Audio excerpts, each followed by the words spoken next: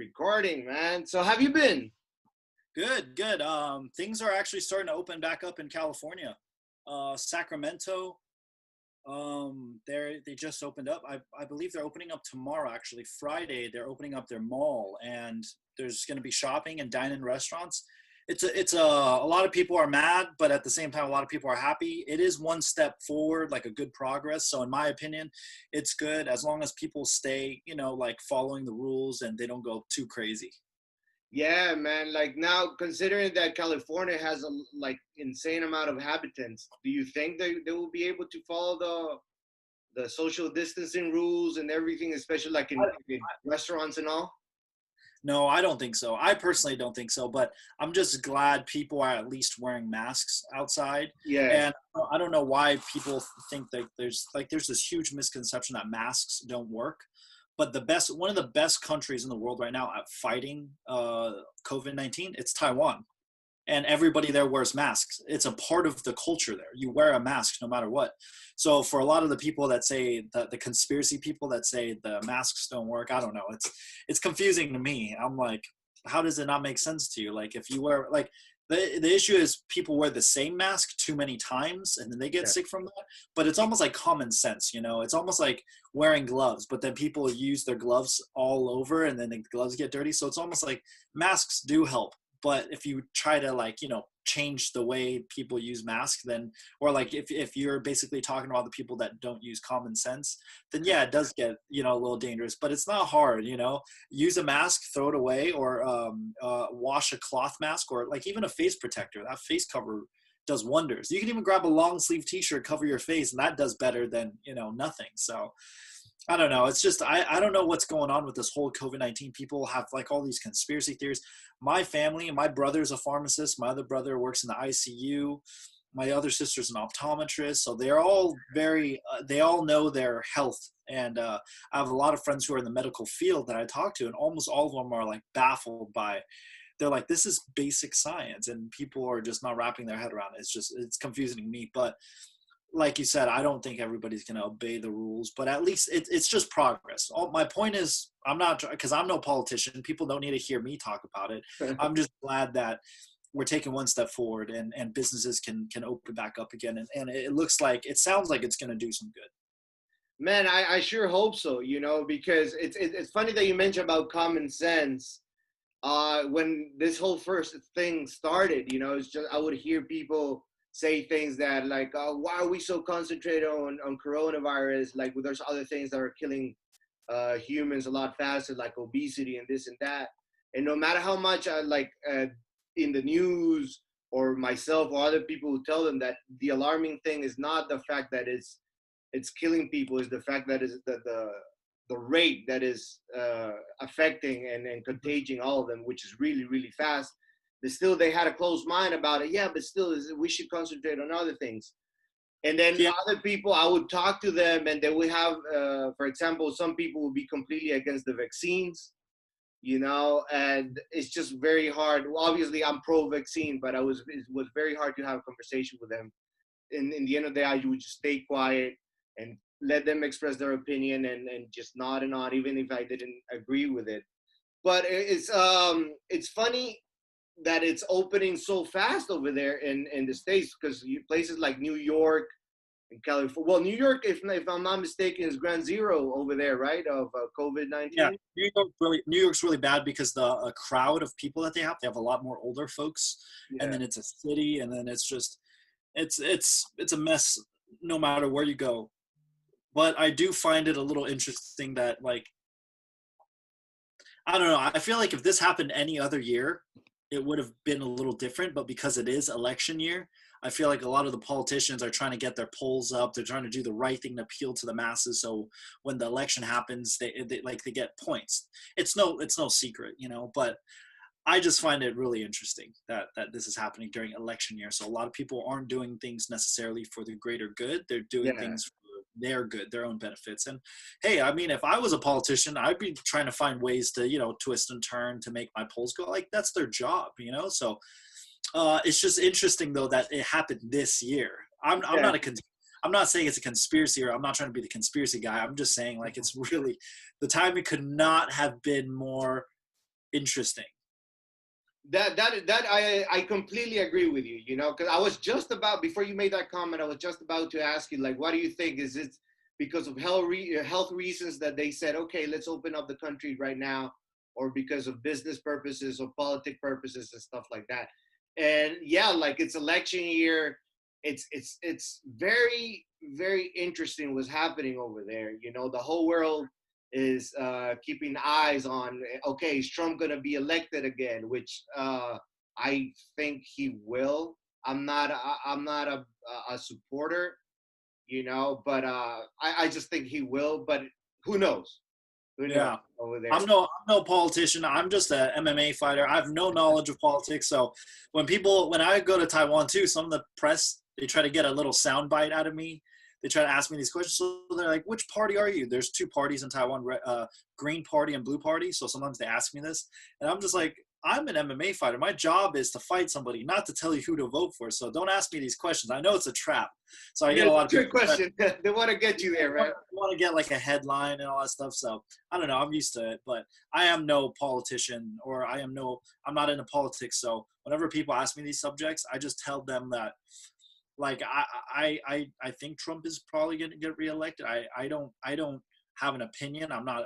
I didn't vote for him before, but I didn't not vote for it. Like it's just like that's not my area of Yeah.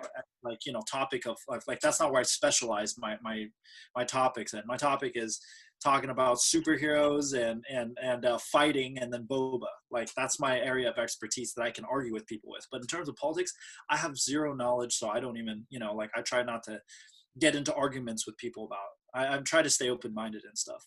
Well, which is good, which is good. You know, like, everybody has their opinion, but some people are very subjective when it comes to that. You know, Yeah, very yeah, I know. difficult to think in an objective mind. I noticed that. But since you mentioned you're an MMA guy, you love to fight, you love the sport. Let's talk about some MMA, man. So Okay. I'm assuming that you saw the last two UFC events. I saw Like, a couple of the fights on the last UFC events. I saw the Gaethje.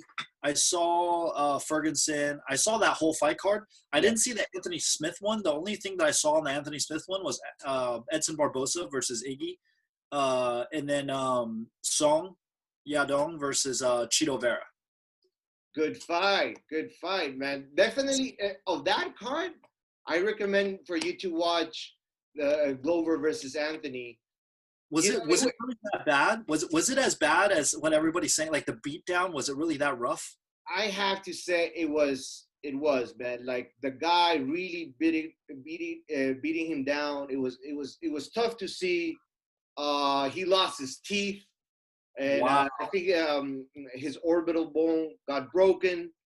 At some point, I didn't see that, but they say that at some point he, like, spit out his teeth and gave it to the referee.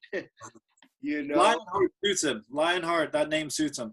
yeah, man. It's just, and Glover Teixeira, he's over 40, right, or 40 years old. Yeah, he's 40 and above.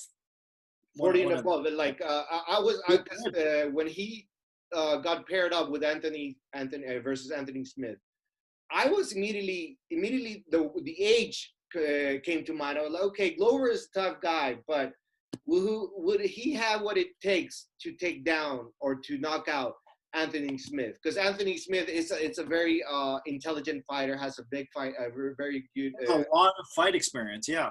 Yeah, and he just fought. Well, not recently, but he had the experience of fighting John Jones and everything, so he knows what it is to be in the spotlight and having that pressure. So I was rooting for him. I thought he was going to take the W, but then this big surprise came to all of us, and Glover just was a very dominant individual in that fight. And even at some point, he was talking to him during the fight and kind of like telling him that, man, I'm sorry, but this is not verbatim, but he was saying, like, man, I'm sorry, but it's just business. You know how it is. And he was like, yeah, yeah. But, like, Wow. the biggest question that everybody's having, like, did the corner did right, but to let this happen? Did his corner Yeah. did right to let this happen? I don't think so. I mean, I think Anthony has a pride, like every other fighter has its pride, you know, and you don't want sometimes for the fight to get stopped. But and apparently that's the deal that he had with his coaches and his corner and everything. Don't stop the fight. but still, man, like you need as a coach, I think I want my fighter not to get hurt. Yes, inevitably they will lose at some point, but not to get hurt and not to get hurt in that fashion. I don't know, man. It was tough to see. Yeah, I feel like it's the mentality of a survivor would be like adapt to change, like live to fight another day, like get them another day. With MMA, it's like I know a lot of people say it's like life or death for me, but it's like no matter what, the ref will always step in first before you get seriously hurt that bad. And I mean, you even saw the Tony Ferguson fight where he kind of got hit and kind of turned away, and then the ref stopped it. So Yeah, I think people with that kind of mentality, they have the most heart in the world, but at what cost, like at what cost? And with Anthony Smith, he could have like, let's say he could have called it a round or two earlier and not taken the damage. And the damage that he took maybe could have been career ending.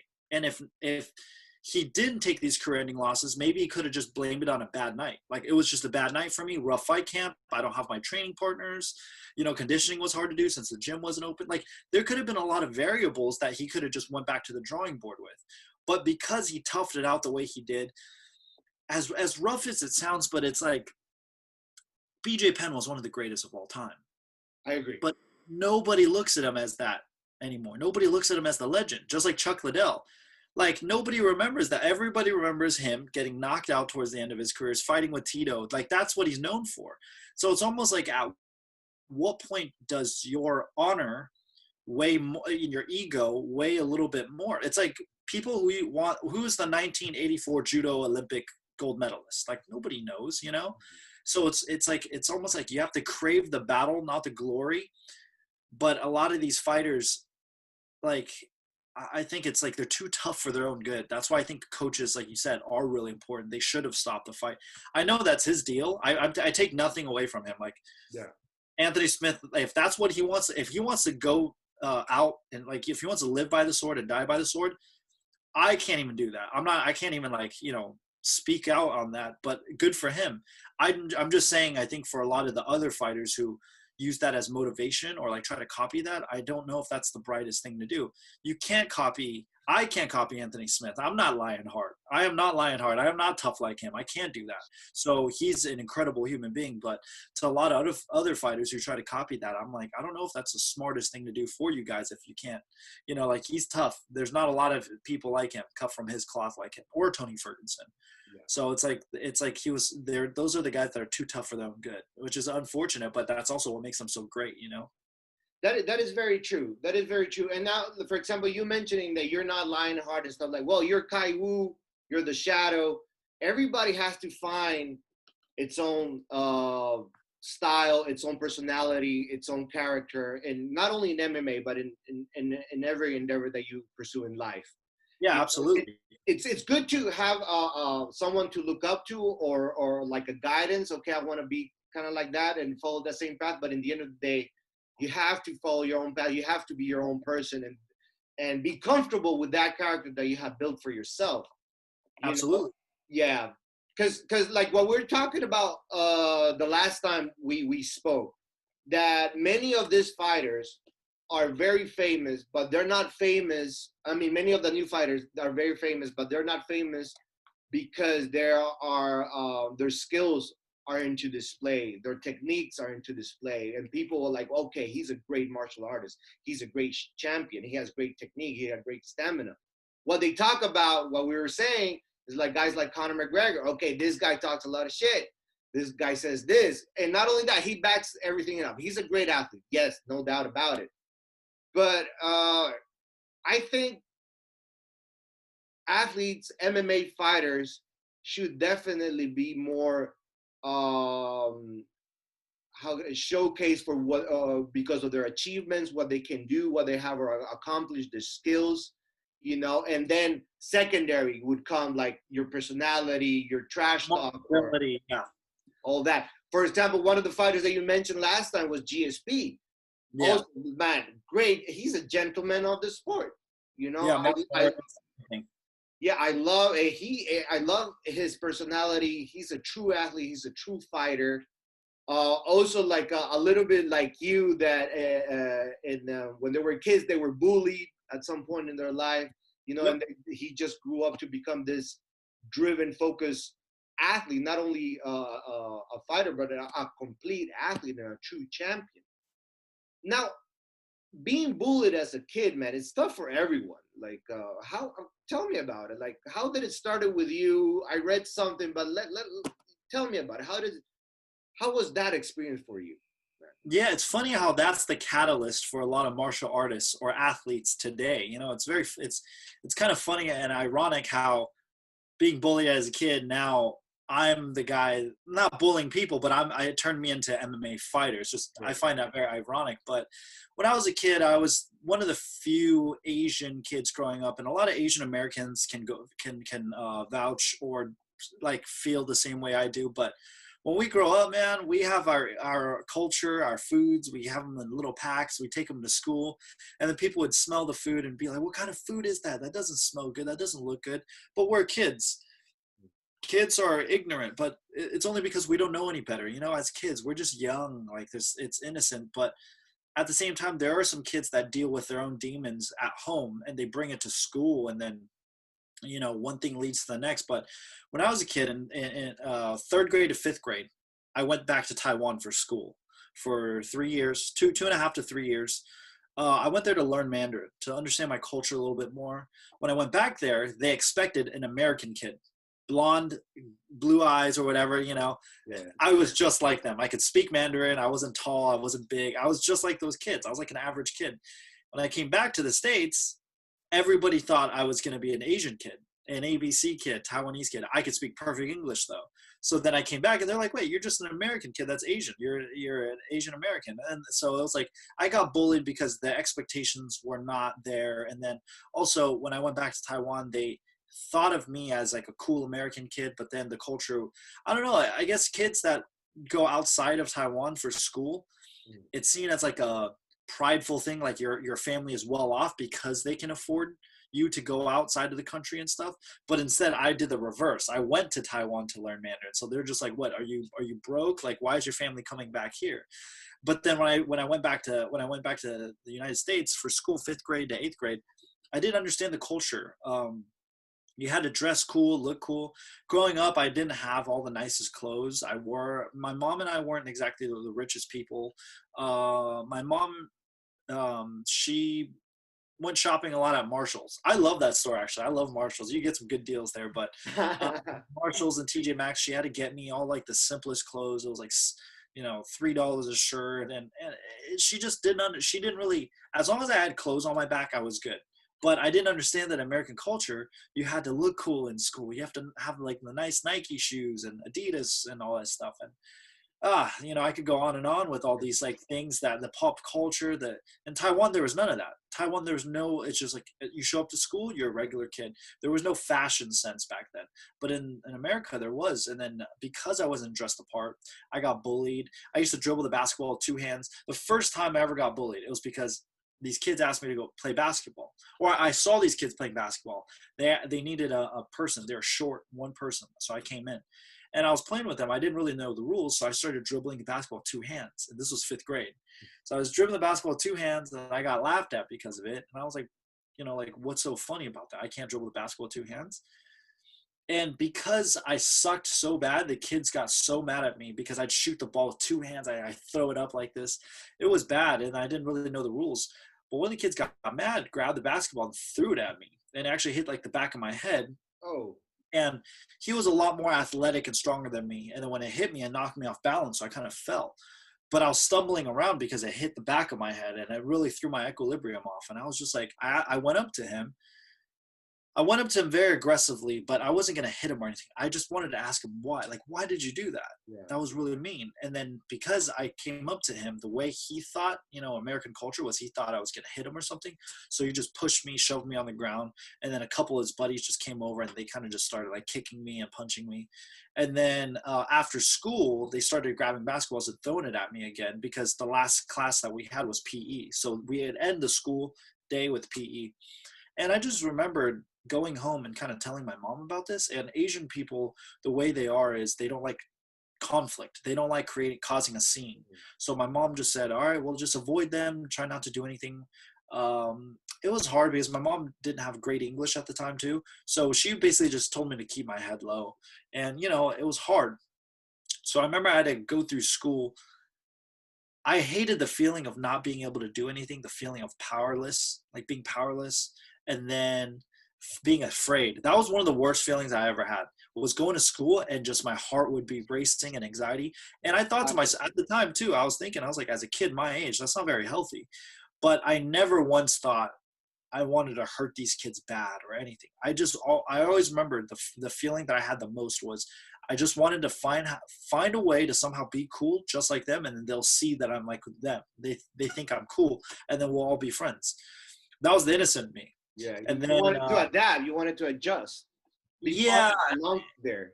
it was too innocent thinking though, because some kids are just kind of mean, And then after 8th grade, things are kind of okay. Like, everybody's growing up, they're a little bit older, but I didn't realize high school was going to be the worst because everybody's going through their teenage phase. Yeah. So high school is the worst, but during high school, during that whole 8th grade to high school, that summer, I did a lot of jiu-jitsu. I started training jiu-jitsu when I was 9 with my brother-in-law. So I could never actually do jiu-jitsu on these kids because I felt bad. Like I felt like I'd hurt them. Yeah. But it wasn't until I actually kind of got hit a couple times. I had a few bumps and bruises that my brother-in-law saw, and he said, "Hey, if these kids hit you at school, you have my full permission to, like go choke them or like armbar them. Like, you gotta defend yourself." Especially with my high school back in the day, we had a few rough like gang violence going on. We had like kids getting jumped after school. There's a few cases at my school that were kind of rough. And then, yeah, so it wasn't a ghetto high school, but it was just, you had, like every high school has those. This was in California. This was all in California. Yeah. And then in high school, I remember the first year, because I started doing boxing a little bit too, and then I knew some jiu-jitsu, I was like getting myself into trouble that I didn't need to. So the minute like somebody said something to me, I'd be like, okay, I know jiu-jitsu now, I can defend myself. And I'd get into a little bit of altercations here and there. But then I realized like it was just me being super defensive from middle school. So then I slowly through the years learned to be more of a martial artist, learn to control my anger and my temper, and just become more of a martial artist as opposed to a fighter. Because I realized the difference. The difference between a fighter and a martial artist was a martial artist is someone who does not actively seek out fights, but he's always ready for it. Whereas a fighter, your ego is there. It's like you want to get the attention. You like the adrenaline. You just want to get in there and do it. And there's a good balance for both. There's a martial artist and a fighter. There's not one that's right or wrong. In my opinion, there's not one that's right or wrong. It's a preference, It's like you like soda, I like tea. There's nothing wrong with liking either or. One's unhealthy for you, the other one is not. But my point is still the same. It's just preference. It's up to you. But so that's when I kind of realized, I was like, I like fighting too much. Like I was trying to go after it and instigate things that had nothing to do with me. So then that's when I learned to, ever since I was a kid, my mom she wouldn't really hit me too much as a kid.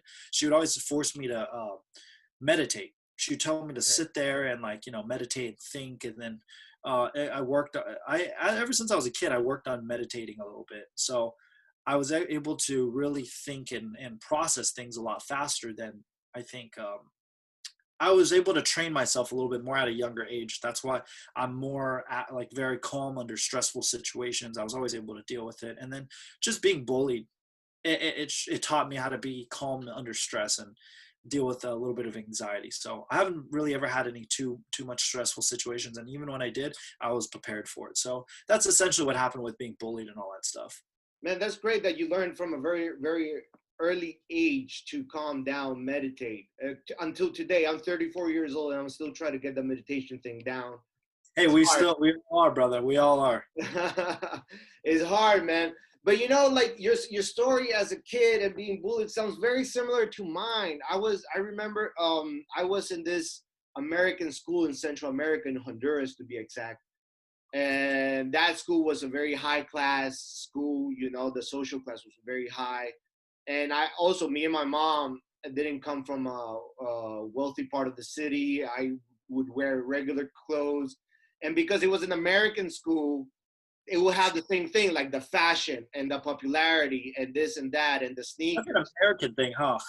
Yeah, man, it's crazy. I even remember, now that I'm talking to you, I even remember one time one guy bought this pair of Jordans. He wouldn't wear them, but he just brought them to school to show everybody that he had that pair of Jordans. Or another friend that he at that time it was Nintendo 64 that was in fashion, that was trending, Yep. and he bought the new Mortal Kombat video game, and he didn't open it. He waited. He took it to school to class. He waited until there to open it, but in front of his classmates, in front of all of us, and everybody was like, "Wow!" Including myself, like, "Wow," you know.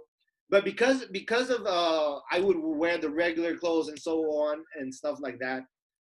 Yeah, they would make fun of me, and I was not good at sports, man. Like the number one sport over there is soccer, and I was horrible, very bad. I'm a horrible soccer player until today. I never, I just, it was interesting to me, but it was not my number one choice. I was into it because everybody else was into it.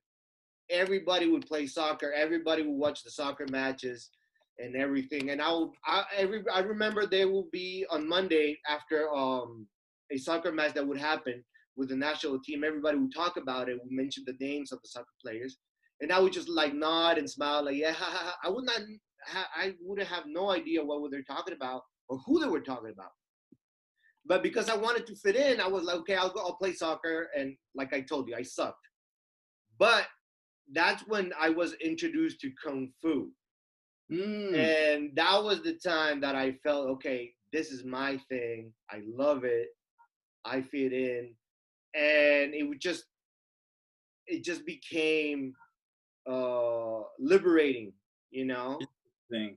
It felt just fantastic. And also I have to admit that like my Sifu, my instructor, Mr. Ivan Dominguez, helped me a lot to adapt to being a martial artist from a very young age. You know, Mm. he was a great mentor for me until today. I consider him, I look up to him, even though that I haven't heard or talked to him since I left the country. That was like over 20 years ago, or like 20 years ago, something like that. But I still remember he was like a second father to me, you know. And then I remember my school would have all of a sudden like kung fu events, kung fu championships, and I would participate, and I would win. And I was like in the beginners level. I was like a beginner, and I would be competing guys in medium and advanced level. The guys in advanced level, they would kick my ass. That was very funny, but I would enjoy those, man. I was so eager to compete. And then everybody would say, "Okay, who you want to fight?" I'm like, "Man, I don't care. Just like put me in, and I want to score some points." That's awesome. You know, yeah, it's just it became like that. And with the bullying part, well, it wasn't that much of bullying, but I would get made fun of, and I would like be outcast because of that.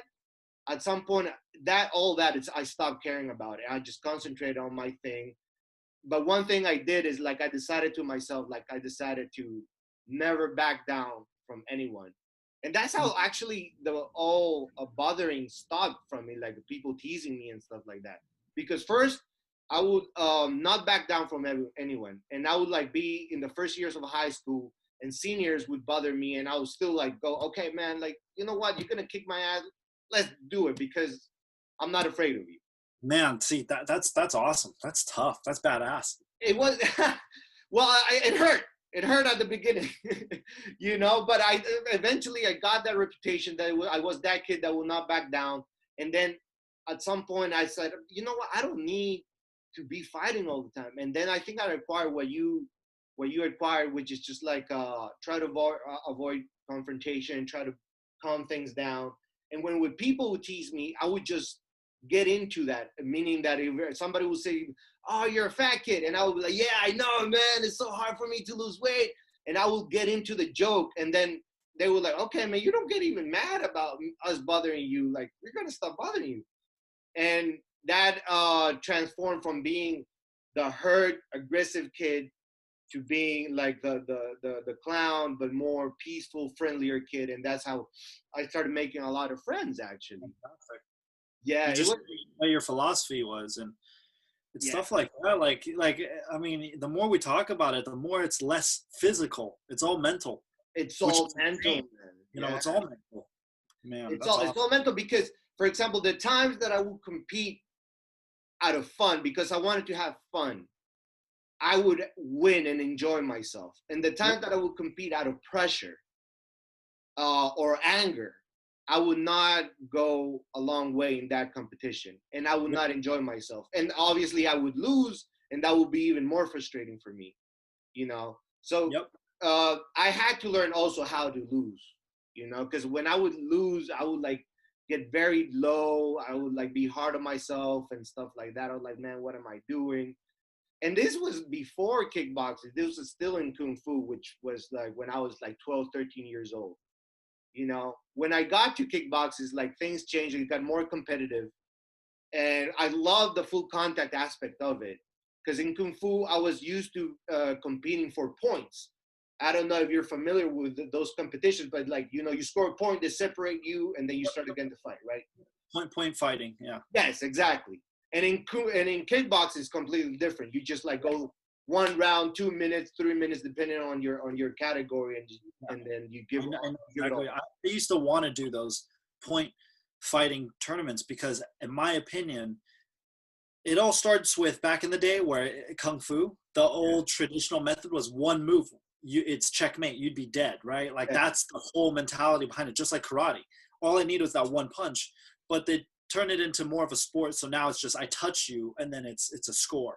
yeah. So I always wanted to learn that because in an MMA fight, if you had such good timing and you just clip somebody that came in or you were first, man, your reflexes are so fast. But I never could get around to it just because I had terrible timing. I have like terrible like footwork, and the kung fu is just so flexible and all that. I was just like, I'm okay with just doing jujitsu. You double leg me, I double leg you, I guillotine you. Like that was way easier for me. So I never got to compete in point sparring or point fighting tournaments. But even till this day, I don't know if they'll allow me anymore. But I do want to do like taekwondo and point karate fights because like man there's tournaments every weekend, and then I just feel like with my skill set I could really learn a lot. I just don't want to be a dick about it and go into a white belt and then people go like he's a pro fighter, how is he here? I just don't want to do that. No, I get you, but the point fighting thing for me, I got so used to it that was my whole strategy. And when I got to kickboxing, people would say like, "Man, I didn't feel any of your punches, any of your kick, any of your hits." Because the point mentality. Yeah, and exactly. So I would just like try to score the points, or like try to hit fast, to try to score more points as fast as possible, as much as possible as well.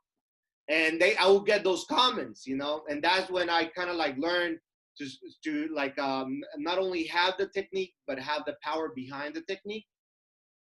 But then I started relying only on power. So Mm-hmm. it took me a while to try to find that balance between power and technique, and when to utilize power in a fight and when to just like utilize the strategy and calm down and everything and analyze your opponent and strategize from its positions, the time of the fight, if they're tired, if you're tired, what to do. And so it gave me a much higher fighting IQ, I would say. Yeah. And let's see if that helps me in this time around that I want to do MMA. Who knows? I hope so. Yeah, that's awesome. I'm excited. I'm excited. Man, definitely I'll keep you in the know with everything. I want some pointers from you, man. Oh, I feel bad for your opponent, man. I'm excited for this fight. I can't wait till you get in there and start moving around, especially if, as a kid growing up, you were bullied and you're one of those guys that will stay in your face. That's dangerous. Those are the worst fights, man. With a guy that like can take a hit and he'll keep coming after you. Those are just the worst. Man, yeah, that is true, but it's kind of like my nickname is Bulldozer, right? My coach, I had this coach back in the day from England, very great guy, world kickboxing champion, and he would name me the Bolivian Bulldozer because I was raised in Bolivia. But that made me think that I just move forward like a rhinoceros, and I just take all the hits. And at some point, man, that starts hurting. So I needed to stop doing that. That's true, but if you only got a couple fights that you wanted to do, man, I don't know. I don't know if anybody could take that. Well, let's see, man. Like Finland has a tough scene. The Finnish fighters are quite tough here, man. Let's see. That's Um, awesome. but I'm up for the challenge, and like the saying goes, I just want to go and bang, man. I just want to have fun doing that. You Yep, know. that's exactly it. Just go in and have fun. The minute it becomes too stressful and no longer fun, then you're not in it. Then it's just like, what is the point of doing this? So yeah, definitely, I agree with you. You have to do it when it's fun. Man, and I heard that you are interested in competing in kickboxing or boxing. Is that true? That is true. Yeah, yeah. I actually told Dodge Sports. I said I wanted to do it all. I personally think Muay Thai, it's a little bit rough though. Like I would eventually want to do one Muay Thai fight, but the only issue is you get cut a lot easier in Muay Thai. Yeah. And if it goes into MMA, since MMA is my focus, I don't want to get all those cuts that prevent me from fighting in MMA. But if the money in Muay Thai was great, like I would do it because money does help, But kickboxing, there's not so much damage there, and then boxing, there's even less amount of cuts. And with my style, it's specifically catered towards boxing. There's very few fighters that I see that are really good at switch hitting, like Terrence Crawford. He can go from orthodox to southpaw. And when I saw that, I was like, man, that is exactly how I would try to emulate my style with a little bit of Lomachenko's footwork and angles and shifting and all that stuff. So I always wanted to do boxing because, man, I don't know. There's just something in me that's just, if I didn't do MMA, I would want to go into boxing. There's something about throwing hands that just, like, as a kid, one of my favorite comic book characters, other than Batman, and that was in the Marvel universe, was Iron Fist. Iron Fist was one of my favorite comic book Marvel characters, and I was just like, man, he was always like the chi that he could focus onto his hands and the glowing dragon. It's so cool. So I don't know. There's something about throwing hands with someone that I always just loved. It is fun. I have to say, it is fun. I have considered myself just doing boxing, and I tried, but like at some point in the sparring session, I throw a kick, and that pissed me off. So I just decided, okay, I just gotta stick to kickboxing, and well, now with the MMA and learning Brazilian Jiu-Jitsu and everything, man. But you know what? One thing is that a lot of people don't know what is the trajectory from training, becoming an amateur fighter to becoming a professional fighter.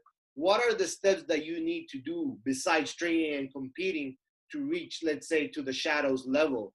If you can share with us. Well, definitely don't do what I did because I had really bad luck and I had like 4 amateur fights before I turned pro. So definitely don't do what I did. But if personally, the way I would say is start off with jiu-jitsu, get really good at jiu-jitsu, do about 2 years of jiu-jitsu, get your blue belt at least, compete in as many jiu-jitsu tournaments as you can. Then go into kickboxing or Muay Thai and then do at least 5 Muay Thai fights. At the very minimum, do at least 5 Muay Thai fights. You don't have to win a title. It would be nice for you to win a title in an amateur Muay Thai promotion, but just at least get 5 Muay Thai fights at the very least minimum. And then get at least 5 to 8 fights in MMA. And I just recommend not – I don't recommend anybody do an amateur for a super long time. Here's why. You end up getting burnt out or like destroying your body and taking unnecessary like damage to your body without getting paid. And by the time you turn pro, you have so many injuries because this is not a good sport like for your body. You're constantly going every fight. Like imagine you go into one fight as an amateur, you break your arm or you get caught in an arm bar and it gets tweaked and then you go back to fight camp and just it's so unhealthy. So I definitely think getting enough experience, I think 5 to 8 fights in MMA gives you enough experience to see where you're at and at least win a title. I think winning a title is always good for marketability as a pro, and it's just good for you to go through that experience, to go through it all. So by that time, you should have at least 12 fights as amateur, and then a bunch of BJJ tournaments. There's never a reason why you shouldn't do BJJ as a tournament and just for fun. And you'll nonstop competition. And then I would say hang around in the amateur scene, depending on how serious you're really trying to dedicate yourself to. But I say 2 to 3 years, 2 to 3 years after you're done, go pro. And then So I think overall the blueprint from turning amateur to pro and making some kind of money as a pro, I think that all takes 5 years. If this is like your full time thing, and you're trying to go hard into it, 3 to 5 years, 3 years as an amateur, 2 years as a pro before you start actually seeing a return in money and investments and all that stuff. Because in the short 2 years that I was as a pro, I'm now 6-2. In the short 2.5 to 3 years that I was as a pro. I mean, I've only had, I think I am on my third year now. I think I'm heading towards my third year as a pro. But in the short 2 years that I've had 8 fights. Four fight. If you want to, average it out, that's 4 fights a year. Mm. That's not bad. I think I could do more, but I had a couple injuries that I had to deal with. So, but yeah, I mean, like, if I could get in this position here today, imagine somebody with talent that could do it in 5 fights a year or something like that, or even take up pro boxing. I didn't have a management team in the beginning. I didn't have Dodge Sports. If I would have, I think I would have gotten a lot more fights because I did everything through my own. But at the same time, because of what I did, it got the attention of Dodge Sports and sponsors and all sorts of stuff like that. So I think that's the trajectory on how to start a career. But You what know, about let's say if you're a prospect in Taiwan where MMA is not that big, how do you get the sponsors there? How do you get not necessarily like a way to sustain your lifestyle, but how do you just become a known fighter in a place like Taiwan? this is very good. You need somebody that if you're an MMA fighter, not only do you need to know how to fight, you should look into networking and how to do business. If you know how to do business as an MMA fighter, that is crucial. That's the second most important thing, in my opinion, other than training. Training is the work you put in training. Social media is a part of your business. Networking is a part of your business. So you need to get really good at business, understanding marketing, understanding promoting yourself, understanding all that. Because if you don't have any of that, I don't care if you're the best fighter in the world. Nobody's going to want to, Right, I agree. associate themselves with you. It's hard. And on top of all that, you have JockPharm now. You have a network of people that you can hop on and communicate and say, hey, I'd love to come train or meet people online like this. Specific, like you go to IG, there's too big of a universe. You Correct. go to Facebook, too big. Now you have a platform like JockPharm that you can actually go on there and see what people are talking about and ask people for information. And that's it's not weird, it's not, if I hit you up on IG where you're just posting pictures of you and your family and I say, hey, do you want a training? It's kind of weird, but then Yeah, on yeah. specifically where where fighters meet specifically for that. So it's not weird at all. So it's good for everybody to mesh from there. And as a fighter, I've hosted a couple of fighters at my house before. Come train with me.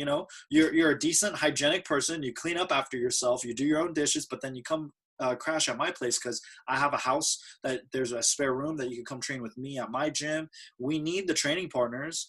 It's good to share knowledge with each other. That's how Yeah. you develop a relationship and a friendship with other fighters that'll get you further. And then depending on what I have, I may see something of value in you and I want to pay it forward. Everything I've ever done in MMA was never handed down to me. Nothing was ever handed down. That's why I'm very proud, I can say, the amount of work I put in got me where I am. Now, I'm not saying I didn't have support that got me here, but I mean all my sponsors. Never was it a handout. It wasn't because I knew somebody that knew somebody that knew somebody. It was never like that. It was purely because they saw that I had something of value and they were willing to invest. And I invested back in them. And that's why we have a good relationship right now. Same thing goes for all the other fighters out there. If you want sponsors, you need to support that brand first. You can't just ask for free products and money. I can't tell you how many times I've told fighters, they're like, I think I'm going to hit this brand up for free gear. And I'm like, why? Because they're cool. I'm like, okay, but you're just asking for a freebie. What's so different from you? The brand Dynasty that sponsors me, Yeah. I bought the products first before I asked them for if they're looking for sponsorships and stuff. Smart. Yeah. I was their first MMA fighter that they sponsored. The first fighter. They sponsored a jiu-jitsu guy before me. But I think I was their first sponsor. One of their first sponsors that they ever signed was me. And then look at them now. They have a few UFC fighters. They have Dai from Dodge Sports as well. They have Stephen Wynn, who fought in Dana White Contender Series. They have a couple of guys that's ONE FC guys, some Bellator guys. Like they're no like Dynasty's got a full roster now. Like it's no joke, you know. So for people that want to in Taiwan that don't have that avenue, I brought in 2 fighters from Taiwan to stay with me for a month and a half to 2 months. You know, all they had to worry about was buying their own meals, but they stayed with me in February. This year, February, 2 of my students from Taiwan came over, trained with me. They got the blessings from their coaches. Their coaches said, man, you guys have such a unique opportunity to go train with Khai at his gym for free and living at his house for free. All you guys do is clean up. And I did check them out beforehand. Like I made sure they're good people, they're good characters. But it's like that, you know, like I saw the potential in them. One of them's an undefeated 6-0 amateur fighter. The other one was a 19-year-old kid. Wow. Who he's pretty talented. He's 3-1. He just won against he's an amateur kid, but they did some sort of MMA gi on jiu-jitsu competition fight, and he beat a pro Muay Thai fighter recently. And he you know, so it's like he's just a 19-year-old kid, a 20-year-old kid, and he's doing so amazing. So it's stuff like that. That's what I recommend people to do, and that's why people should pay attention to brands like this whole platform, JockPharm. Like this is a game changer for people. I truly believe that, because I always thought that there was a couple websites that really tried to do this stuff, but it was mainly for promoters and all this other stuff. But this is more of a, I don't know, it's got a different vibe to it. It's not so much like a handout. It's more like a family-friendly environment that people can share ideas with each other, as opposed to just strictly business, you know? Like with LinkedIn. You know, LinkedIn and Facebook, what's the difference? LinkedIn it's purely business. If I hit you up on LinkedIn, you know I mean business. Right. Facebook, though, it's just I want to get to know you better. It's a friendship thing. It's like a Facebook or IG. Same thing. I follow, you follow back. It's like kind of like that, to see each other's lifestyle and get to know each other better from there. And JockPharm is specifically designated for MMA. So I think it's fantastic. It has yet to catch on, but when it does, it's going to spread like wildfire. Well, man, I am very, very happy to hear that from, especially from an athlete such as yourself, about JockPharm, man. Like, thank you very much. You know, that's one of the biggest purposes of the whole idea when I started JockPharm, because I noticed that there isn't a community solely concentrated for MMA athletes, MMA fighters, or combat sports fighters in general, and not only fighters, but coaches, journalists, and everything. So I always wanted to shine light on the athlete point of view, you know, like also for people to know what it takes to become a known athlete, not only the training, not only the fighting, but there's more to that. Like you mentioned, you have to have a business mindset. You need to know how to promote yourself, network, and all that. And I definitely want JockPharm to facilitate that to the fighters, you know, for them to be known, for them to be connected with the world, with other fighters. Like you and I are doing right now, man. You're in California and I'm in Finland, and when we're talking, we're connected. You're in JockPharm.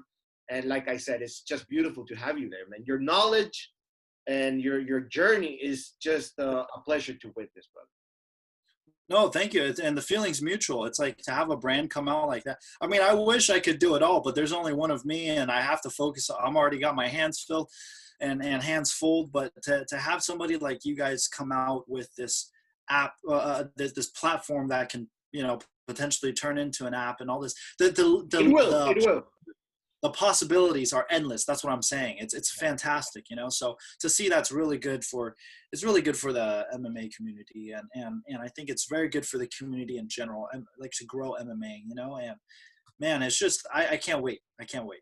Man, and not you mentioned that you're super busy. You have your hands full and everything.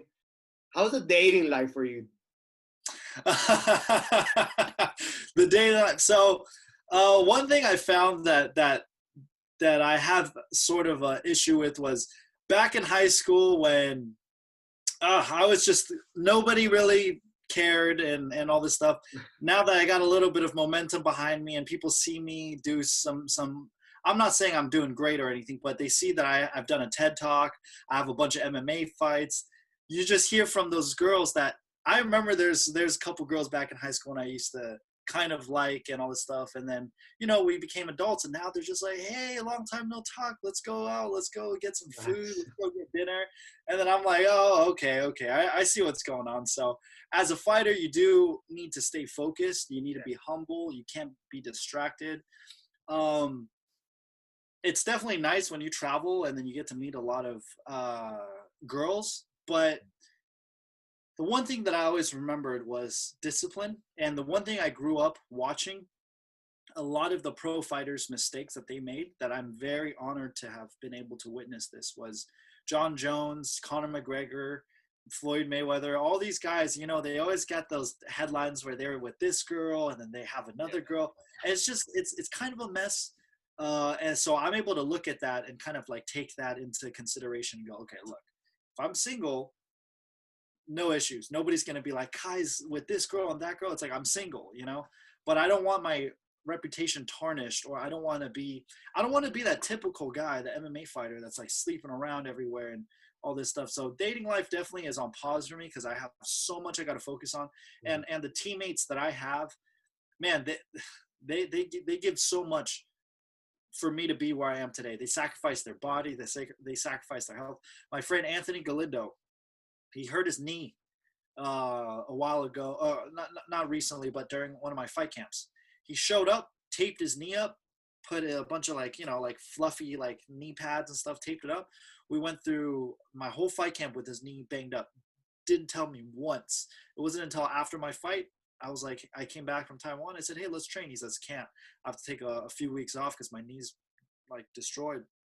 And I'm like, what happened? He goes, oh, I heard it, and then you needed to go through fight camp, and I worked with you through it, and it just didn't get a chance to heal. I'm like, are you serious? So the fact that he did all this for me, that sacrifice, made me go like, okay, instead of me spending my time doing all this like dating life or like going out and I don't know, just having fun, I'm coaching these guys on the weekends for their tournaments. I'm giving back to them whenever I can. So I have a tight-knit group of guys that I try to give back to. So the dating life is kind of non-existent, but ever since I started fighting pro, I do get a lot of DMs and personal messages from certain people. And it's kind of funny because it is nice at the end of the day to go from a no-namer, like nobody cared, to now like, oh, I'm on everybody's radar. But you have to stay humble. You have to stay humble. You definitely don't want to get distracted and start chasing and all this stuff. So one thing I am doing right now is I do have a good group of friends that I keep it really cool with. And then I just have a really good group of people around me. So I don't have to worry about going too crazy and all this stuff. So I can't complain right now, even though I'm not dating right now. I'm absolutely okay with that. I don't have like a timeline where I'm like, I need to find a girlfriend. I'm absolutely okay with being by myself because I'm traveling the world, traveling with my teammates. We're doing some good stuff. So I just see the bigger picture. When this is all over, I could finally settle down and be with somebody. So I don't really mind. Right, but if somebody comes along the way, I'm taking it it's like I'm just enjoying the ride. If somebody comes along, That's good, man. Right now, you're just living your best life, brother. Absolutely. I'm young. I'm only 24, man. I'm only 24. Yeah, man. That's true. You got to enjoy that, especially with everything that you have going on. Do you have any projects outside of MMA? I do, but they're really long term. Like opening up a gym within 2 years. The whole COVID-19 thing kind of threw things out for a loop. So I'm putting it on pause, but doing my YouTube channel, social media, YouTubing, and being a YouTuber, and then Facebook, and then kind of giving back to the community, working with some influencers. There are some big projects that I'm working on, but it's just like, it's not set. Everything has to be set in motion in order for it to work, but I'm still planning around it. So there are some projects like giving back. I don't know, there's some programs that I want to create for my city that I want to see what I can do. So talking to social workers or some kind of like funds that I can help people with that need it. I don't like giving money away. I like, so kind of backtracking a little bit. When I was a kid, I never had any clothes and all that stuff to wear, like cool clothes. My sponsors, Dynasty, Illis, I have all my clothes now are free. I don't buy a single pair of clothes, a t-shirt, hoodie. I don't buy anything anymore.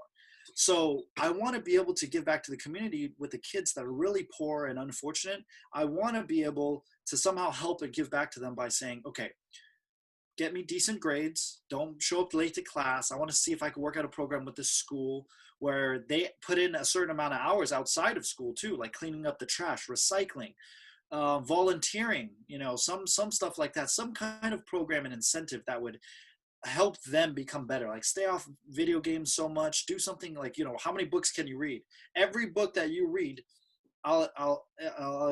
you have to give me a summary about it. I'll exchange it in for some kind of t-shirt or a care package for you, stuff like that. I want to be able to give them an incentive in a program so my sponsors can hook them up with clothes and all this stuff. And if a kid wants, I don't mind as a kid, like getting them things, like if a kid needs a cell phone, okay, no problem, but show me that you deserve it, like work for it, because I feel like too many kids nowadays are, I'm not even excluding myself, I think I'm included, but a lot of kids get away with things nowadays. They don't have to do much to get what they want. So I definitely want to, I know how much work I had to realize that I had to put in to get what I want. So I had to work for the things that I have. I want to be able to kind of give back to the community like that. But those projects aren't anytime soon. I do need to figure out a way to do all this stuff. But it is in the back of my head on the networking I'm doing, the people I'm meeting, the influencers, the movers, the shakers in my community, all the people that are head figures and leaders that I want to talk to and get to know better. I don't know Tracy, where I live, the council members. I don't know anybody that well yet because I don't have a piece of paper that I have all my thoughts written down that I could present to them just yet. Every day, after like every year, every month, every week that goes by, I have a clear picture of how things work, and then I'm just educating myself as I go along. Like I said, I'm really young right now. With age comes wisdom. Hopefully, the older I get, the more wisdom I get, the more ideas, and I could draw these lines and stuff. So that's my ideas. Those are the projects that I'm working on. Man, I have to say, you have beautiful missions upon you, brother. I hope you achieve them and you be successful at them. No doubt about it, though. Yeah. Thank you. Yeah. I think we'll get it done. No, I almost have no doubt that we'll get it done. Just I'm super anal about things. I like things done a certain way. So when I do things, I never like to go half-ass. I like to be all in or all out. There's no in between. So when I do this stuff, I really want to make sure I have everything down to a T. I'm the kind of guy too that likes to do my homework and get everything at least understand this thing at least 70 to 80%. Get an idea of it before I start working on it. That's the kind of mindset I have. Man, that's amazing, man. And everything that you're with the MMA, outside of the MMA, it's just, like I said, it's just a pleasure. You're just such an amazing individual, dude. Like everything that you're doing, like I no doubt that you're going to be a very successful guy. You're already experiencing some success and very well deserved, man. Thank you. Yeah, I got to thank my mom for that. She kept me on the right and narrow, and my mom kept me in the straight and narrow, and she's a great mom. She did. I wouldn't be here today if she didn't teach me the ways that she did. Man, that's beautiful. That's beautiful. You got to thank your mom, of course, man. She took a big important part to develop this beautiful personality that you are. Yes. Except she does wish I was better in school. I was the brightest kid in school. I never finished college. I went to about a year and a half to 2 years. And then I just decided to go all in on MMA. I don't know. I'm a little rebellious in that sense. Yeah. I was never a bad kid in school, but I was a little bit lazy. I didn't like to do my homework sometimes. And I don't know. I wish I could have done better in school. I wish I could have made my mom a little bit more proud, but I know the TED Talk definitely helped. I know me giving a TED Talk definitely helped with my resume and with my mom, and she is a lot more proud of me now. So I'm very happy about that. But yeah. And who knows, maybe after your MMA career, you can still pursue something in school. Absolutely. That's my thing. That was my number one thing. It's like MMA is for the young. Yeah. It's not for the old. While I still have youth on my side, I want to fight and get it over with. And then, maybe I'll go back to school later on. There you go. Oh, buddy. So before I let you go, you want to shout out to anybody? Absolutely. Shout out to you guys, JockPharm, for making everything happen and showing so much support to me. It means a lot. Man, it means a lot. No matter who you guys are, it's the little companies, the startups, everything like that. That means more to me than the biggest companies in the world, or like, the it's just more personal like this. And for me, I'm not a UFC fighter. I'm not anybody big named yet. So for you guys to give me the love and the support at this level, it just means a lot because I know you guys are with me since the beginning. And then shout out to Dodge Sports for connecting all of us and my management team. They're awesome. They've been Joey and Matthew from Dodge Sports. They've been nothing but fantastic. They're one of the best management teams I've ever worked with and talked with. And then my sponsors, Illis, Dynasty, S-Force Watches, Oceanus Water Brand. I got to thank all those guys and my gyms, my teammates, my coaches. The list goes on. And the people that know, they know. So I appreciate it. All right, buddy. Well, thank you again for taking your time and talking to me. And we'll definitely be in touch a lot more, like I said. Absolutely. No, thank you. I appreciate it. All right, brother. You have a good day. You too. All right. Bye. Have a good one.